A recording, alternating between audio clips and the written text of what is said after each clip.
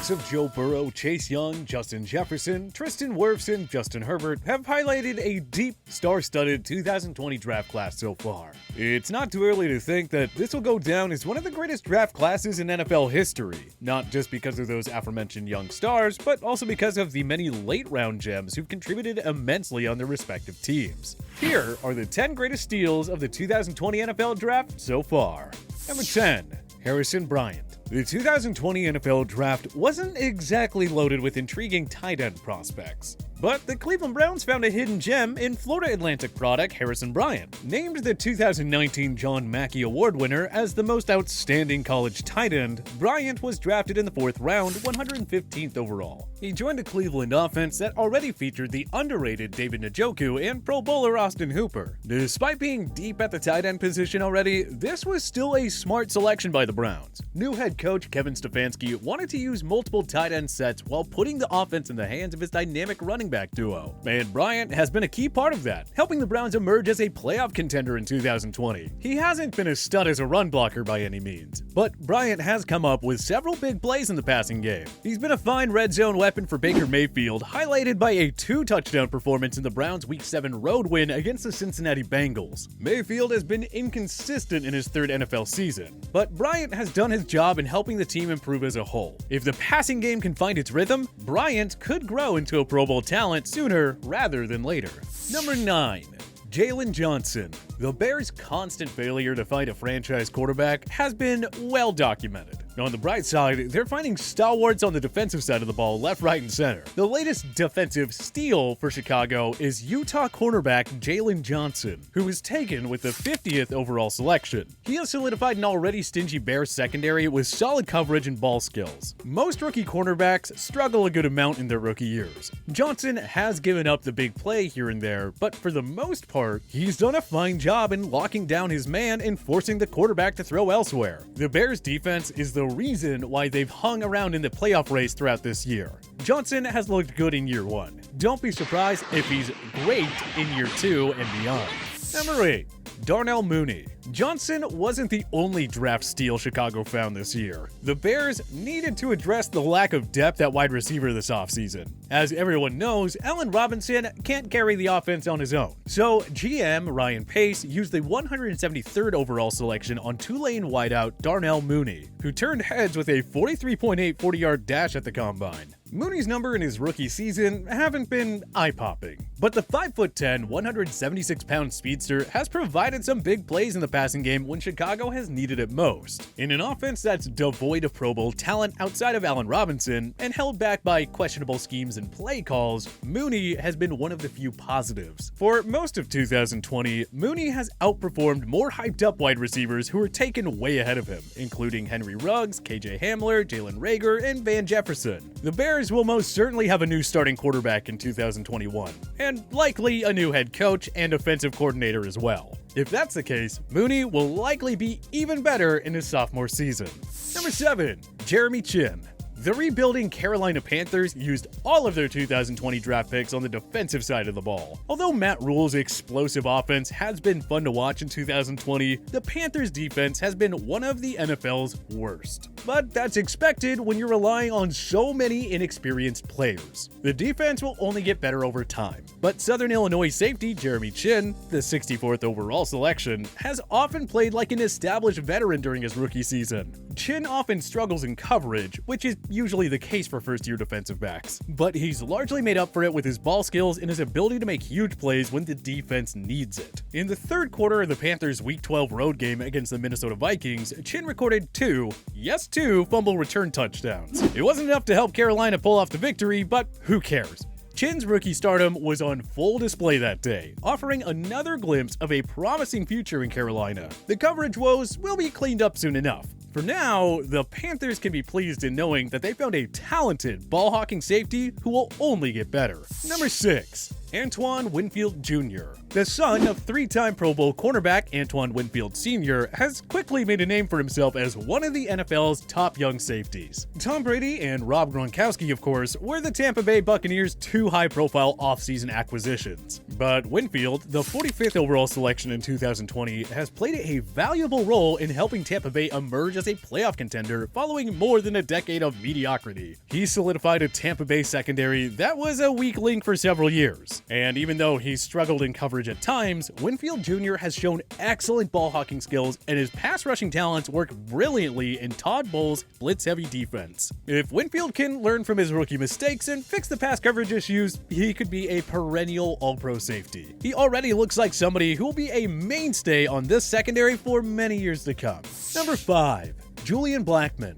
Indianapolis Colts general manager Chris Ballard has proven to be one of the savviest minds in the business, as largely evidenced by his tremendous track record. Take a look at his latest draft steal, for instance. Ballard drafted Utah safety Julian Blackman in the 3rd round with the number 85 selection. And while DeForest Buckner and Darius Leonard have received most of the credit for the Colts' dominance on D, Blackman has played an instrumental role in the unit's success as well. Blackman has excelled in every phase, as a cover corner and as a ball hawk. He was an absolute beast in the Colts' Week 4 road win against the Bears, recording 1 interception and 3 passes defended. But Blackman put the NFL on notice when he played hero in the Colts' thrilling Week 11 overtime home win against the Green Bay Packers. On the first possession of overtime, Blackman stripped Packers receiver Marquez Valdes-Scantling, allowing Buckner to recover the ball. Rodrigo Blankenship would kick the game-winning field goal to seal the game for the Colts, thanks to Blackman's game-changing play. The Colts defensive coordinator Matt Eberflus has so many young playmakers to work with, and it looks like you can add Blackman to that list.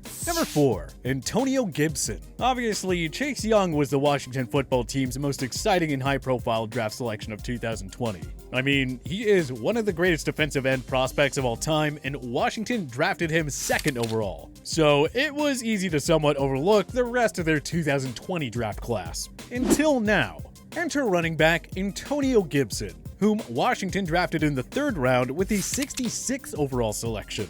This draft class strongly lacked grade A running back prospects, but Gibson has future stardom written all over him. He's a key reason why Washington is very much alive in the laughably weak NFC East division. Outside of Terry McLaurin and probably Alex Smith, Gibson has been Washington's most valuable player on offense. Not only is he their lead running back, but Gibson has been one of the team's more effective pass catchers in a season filled with quarterback changes. Oh, and Gibson put up a 115-yard, 3-touchdown performance against the Dallas Cowboys on Thanksgiving with the nation watching. Yeah, that's a good way to make a name for yourself. Washington is still several years away from going into a contender, but the offense is set up nicely with McLaurin and Gibson leading the way. Number 3. Damien Lewis. Seattle Seahawks head coach Pete Carroll and GM John Schneider have this special ability of finding franchise cornerstones after the 1st round. See Russell Wilson, Bobby Wagner, Richard Sherman, Cam Chancellor, Doug Baldwin, Tyler Lockett, and DK Metcalf, among many others. Well, as usual, the Seahawks struck gold in the later rounds in 2020. They drafted LSU guard Damien Lewis with the 69th selection, and sure enough, he's been one of the most impactful and utterly dominant rookies. The Seahawks' offensive line was always a weak link in the Russell Wilson era, but it has improved steadily in 2020.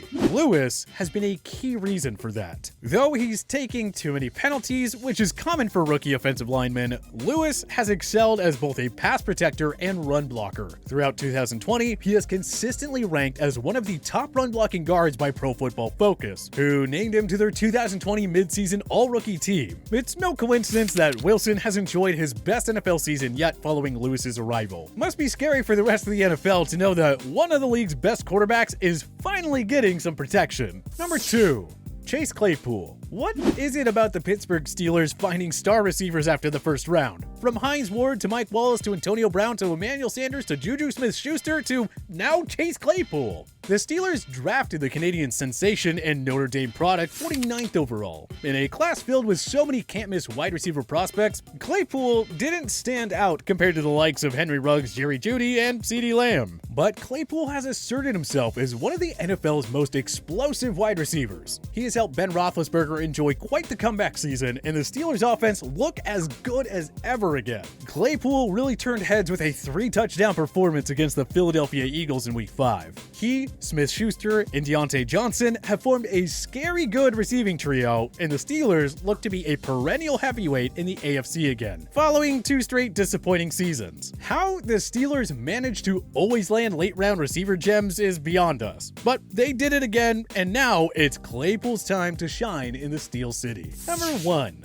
Michael Onwenu. Offensive linemen are generally overlooked in favor of skill position players and quarterbacks, but not here, not on this list. Based on what we've seen in 2020, the New England Patriots are the winners when it comes to finding the best draft steal this year. That would be Michigan guard Michael Onwenu, whom the Pats took 182nd overall in round 6. This has been a tough year in Foxborough, to say the least. They lost franchise icon Tom Brady and several impactful defensive starters in free agency. Then, multiple key players decided to opt out of the season amid the ongoing COVID-19 pandemic. Other valuable players either missed time to injury or because of positive COVID-19 tests. But the Patriots' offensive line and rushing game have been major positives this season, thanks in large part to the contributions from Onwenu. He's been a star in every phase: pass protecting, run blocking, and discipline. According to PFF, he was only penalized once through the Patriots' first 11 games, allowing just 2 sacks in that span as well. Onwenu has played at a Pro Bowl-like level in his rookie year, but he's been widely overlooked due in large part to the Patriots' inconsistent play. The Patriots have always found late-round gems to solidify their O-line. Onwenu is the latest. Bill Belichick sure knows how to pick them. What more is there to say? But hey, what about you? Who do you think is the greatest steal of the 2020 NFL draft so far? Join us in the comment section below. If you liked this video and learned a thing or two, clicking the like button helps out a ton. And hey, we appreciate it. If this is your first time coming around to TPS though, subscribing is a great idea because we put out videos like this every single day. But as always, thanks for watching, and we'll see you guys next time.